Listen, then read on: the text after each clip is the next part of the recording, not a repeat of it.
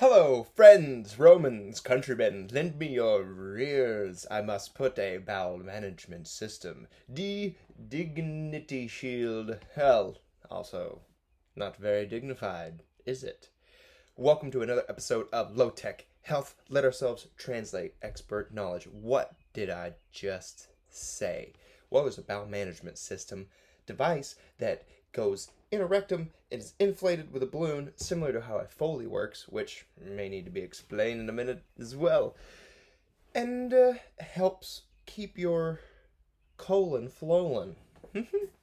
Today is Let's Talk Tickers on Taco Tuesdays, and we're going to talk a little bit about chromium picolinate. We're going to revert to a somewhat systematic explanation of what health information, limited as it is, I have to relay. The theme this week: adaptation, evolution. Why bring up a bowel management system at the beginning on this theme of the week? Well, because maybe that is the future.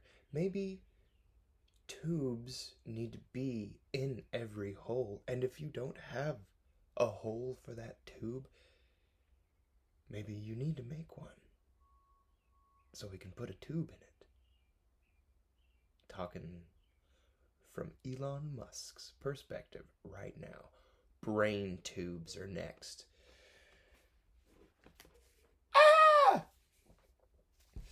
Last night, I had a patient who's got a bowel management system.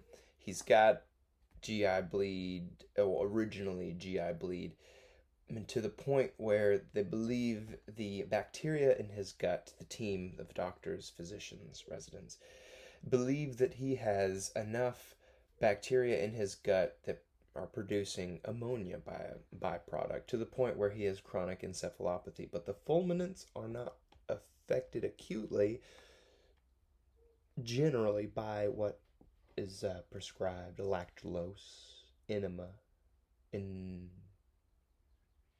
the rectum, retained in the rectum, 30 to 60 minutes. This is a tall order to ask of anybody, much less somebody who is not able to give a very bright-eyed and bushy-tailed hello, how are you, not breathing on their own, not entirely sure where they are. You want them to hold an enema in their anus for 30 to 60 minutes? Make up your mind, 30 or 60. I can't do it at all. What are you, crazy? So they have invented this bowel management system that goes in the butt. You can clamp it, push it in. Man. And how often do you do this, Brad? Oh, every 4 hours. And no, it's not some small enema like the size of a small card. It is half a Coke bottle, an entire liter. You take 300 milliliters, which is about a Coca-Cola, can of Coke, and mix 2 cans of Coke, 2.5 cans of Coke with that other can of Coke. So you got about, 3 to 4 cans of Coke up the rectum. And there's no real good way to just push it in, so you screw it onto this little hub and flush plunger in. Over.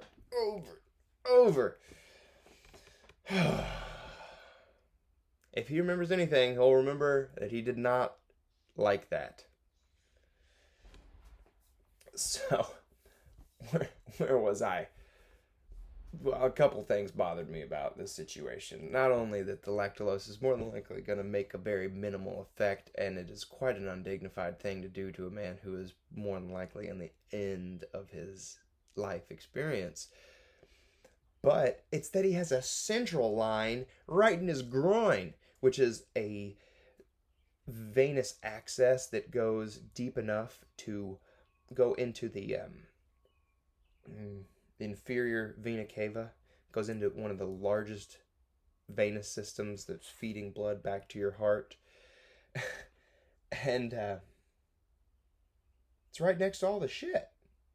Right next to it. Because those bowel management systems, they're not perfect. Nobody, again, has perfect compliance with their butthole. Nobody. So it leaks. There's shit everywhere. It smells like cheese because lactulose has I guess, lactose in it. So it smells like cheese. Anyways, I thought we were going to talk about chromium picolinate, Brad. Maybe that's tomorrow. That'll fit better on a Wasabi Walnut What's Hurting My Tummy Wednesday because it is a metabolic supplement, not necessarily a medication or medicine, but it is used in some chronic disease processes.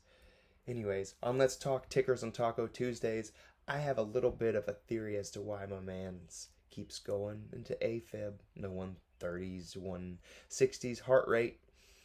It might be because he's septic and we'll continue to give little bitty bits of bacteria from his anus to his groin, because it's going from his groin basically into his heart.